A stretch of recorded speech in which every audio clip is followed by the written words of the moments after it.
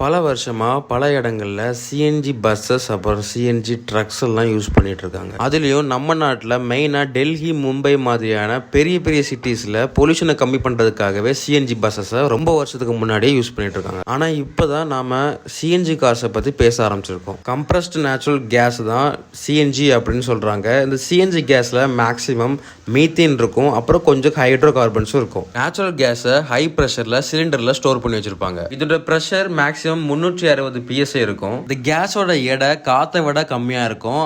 அதே மாதிரி இதுக்கு ஸ்மெல்லும் கிடையாது. இதுக்கு மெட்டல்ஸை துருப்பிடிக்கிற வைக்கிற தன்மையும் கிடையாது. சிஎன்ஜி எப்பவுமே கிலோகிராம்ல தான் மெஷர் பண்ணுவாங்க, லிட்டர்ஸ்ல மெஷர் பண்ண மாட்டாங்க.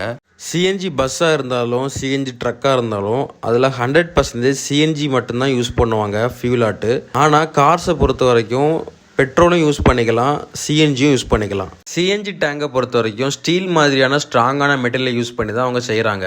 டேங்க் மட்டும் இல்லை, டேங்க்ல இருந்து இன்ஜின் வரைக்கும் இருக்கக்கூடிய எல்லா காம்பனன்ட்ஸுமே துருப்பிடிக்காத ரொம்பவே ஹை ஸ்ட்ரென்த் உள்ள மெட்டீரியல்ஸ் யூஸ் பண்ணியிருப்பாங்க. ரிசப்டக்கிள், மைக்ரோ ஸ்விட்ச், கேஸ் லீக் சென்சார், இந்த மாதிரி நிறைய சென்சார் சேஃப்டி என்ஹான்ஸ் பண்ணுறதுக்காகவே கொடுத்துருப்பாங்க. இன்கேஸ் இனி ஏர் லீக்கேஜ் நடந்தாலும் இந்த சென்சார்ஸ் டிடெக்ட் பண்ணி சிஎன்ஜிலேருந்து பெட்ரோலுக்கு ஸ்விட்ச் ஆயிரும். மட்டும் இல்லை, இந்த கேஸ் காற்றை விட லைட்டாக இருக்கிறதுனால காற்றுல ஈஸியாகவே எஸ்கேப் ஆயிரும். இதனால ஃபயர் ஆகிற சான்சஸ் ரொம்பவே கம்மி. இந்த சேஃப்டி ஃபீச்சர்ஸ் எல்லாமே ஒரு ஃபேக்டரி ஃபிட்டட் சிஎன்ஜி கார்ல கண்டிப்பா இருக்கும். ஆனா ஆஃப்டர் மார்க்கெட்ல நீங்க சிஎன்ஜி ஃபிட் பண்றீங்க அப்படின்னா அது எந்த அளவுக்கு இருக்குன்னு சொல்ல முடியாது. ஏன்னா பெட்ரோலுக்காகவே டிசைன் பண்ண ஒரு காரை நம்ம சிஎன்ஜிக்கு கன்வெர்ட் பண்ணும்போது நிறையவே டிசைன் காம்ப்ளிகேஷன்ஸ் வரும். இதனால அது சேஃப்டியும் அஃபெக்ட் பண்றதுக்கான சான்சஸ் இருக்கு. நம்ம வண்டிக்கு ஆஃப்டர் மார்க்கெட்ல சிஎன்ஜி கிட் பொருத்தணும் அப்படின்னா கவர்மெண்ட் சர்டிபிகேட் சிஎன்ஜி கிட் மட்டும் தான் யூஸ் பண்ணணும், இல்லைன்னா ஆர்டிஓல அப்ரூவல் கிடைக்காது. ஒரு பெட்ரோல் வண்டி வாங்கும் போது நம்ம ஆர்டிஓல என்ன ரெஜிஸ்ட்ரேஷன் ப்ராசஸ் இருக்குமோ அதே ப்ராசஸ் தான் இந்த ஃபேக்டரி ஃபிட்டட் சிஎன்ஜி கார் வாங்கும் போது இருக்கும். நாம எதுவும் ஸ்பெஷலா பண்ண வேண்டிய அவசியம் கிடையாது.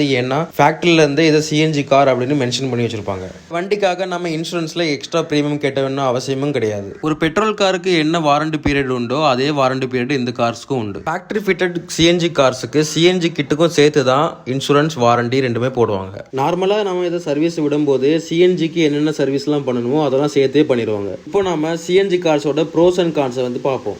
ஃபர்ஸ்ட் அட்வான்டேஜ் என்னன்னா, இந்த வண்டி பெட்ரோலை விட அதிகமான மைலேஜ் தரும். இந்த வண்டியால பெட்ரோல்லையும் ஓட முடியும், சிஎன்ஜி கேஸ்லயும் ஓட முடியும். ஃபேக்டரி ஃபிட்டட் சிஎன்ஜி கார்ஸை சிஎன்ஜிக்காகவே ஸ்பெஷலா டிசைன் பண்ணி மேக் பண்ணதுனால இதோட லைஃப் நல்லாவே இருக்கும். பெட்ரோலை கம்பேர் பண்ணும்போது இதோட பொல்யூஷன் அளவு கம்மி. ஒரு கிலோ சிஎன்ஜி கேஸோட விலை இன்னைக்கு தேதியில 75 ரூபாய். ஆனா இந்த விலை எப்பவுமே பெட்ரோல் டீசலோட விலையை பேஸ் பண்ணி தான் இருக்கும். பெட்ரோல் டீசலோட விலை கூட கூட இந்த ரேட்டும் கூடிக்கிட்டே தான் இருக்கும். இதோட விலை கூடினாலும் பெட்ரோல் டீசலை விட கம்மியான ரேட்ல தான் இருக்கும். இந்த சிஎன்ஜி டேங்கை பூட்ல தான் வச்சிருப்பாங்க. இதனால நம்ம பூட் ஸ்பேஸை காம்ப்ரமைஸ் பண்ணி தான் ஆகணும். பெட்ரோல் கார்ஸை விட இதோட பெர்ஃபார்மன்ஸ் கம்மியா தான் இருக்கும். ஆனா இது ஒரு இஷ்யூவா எனக்கு தெரியல. ஏன்னா மைலேஜ் வேணுங்கிறவங்க தான் இந்த கார்ஸை ப்ரிஃபர் பண்ணுவாங்க. அதே மாதிரி மைலேஜ் வேணுங்கிறவங்க எப்பவுமே பொறுமையா நிதானமா ஸ்மூத்தா தான் வண்டி ஓட்டுவாங்க. ஸோ அவங்களுக்கும் இது ஒரு பெரிய இஷ்யூ கிடையாது. சிஎன்ஜி கேஸ் ஃபில்லிங் ஸ்டேஷன் எல்லா இடத்துலயும் இருக்கிறது கிடையாது, மெயினா சிட்டிஸ்ல தான் இருக்குது. அது மட்டும் இல்லாம குறிப்பிட்ட சில ஷோரூம்ஸ்ல மட்டும்தான் சிஎன்ஜி கார்ஸும் கிடைக்குது. சிஎன்ஜியோட ரேஞ்ச் கம்மி, ஆனா பெட்ரோல்லையும் ஓட்ட முடியுங்கிறதுனால இது ஒரு பெரிய இஷ்யூ கிடையாது. எப்படி பார்த்தாலும் லாபம் தான். ஒரு ஃபேக்டரி ஃபிட்டட் சிஎன்ஜி காரோட விலை நார்மல் பெட்ரோல் காரை விட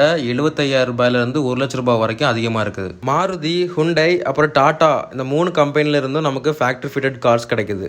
சிஎன்ஜி கார்ஸ் மேனுவல் டிரான்ஸ்மிஷன்ல மட்டும்தான் கிடைக்கும், ஆட்டோமேட்டிக் டிரான்ஸ்மிஷன்ல இல்ல. அது காரணம் ஆட்டோமேட்டிக் டிரான்ஸ்மிஷன் போகும்போது இதோட ரேட் இன்னும் 1 லட்சம் கூட போறதுக்கு வாய்ப்பு இருக்கு. ஆனா ஃபியூச்சர்ல இதோட டிமாண்ட் அதிகமா இருந்துச்சுன்னா கண்டிப்பா ஆட்டோமேட்டிக் டிரான்ஸ்மிஷன் வரும். ஆட்டோமொபைல் ரிலேட்டடான கொஸ்டின்ஸ் ஏதாச்சும் உங்களுக்கு இருந்துச்சுன்னா நீங்க தாராளமா நம்மளோட ஃபோரம்ல போய் ரெஜிஸ்டர் பண்ணி கேட்கலாம். எனக்கு தெரிஞ்ச கொஸ்டின்ஸுக்கு நான் ஆன்சர் பண்ணுவேன். நீங்களும் உங்களுக்கு தெரிஞ்ச கொஸ்டின்ஸ்க்கு ஆன்சர் பண்ணலாம். ஃபோரம்க்கான லிங்க் டிஸ்கிரிப்ஷன்ல இருக்குது. அடுத்த வீடியோல பார்ப்போம். டாடா பாய்.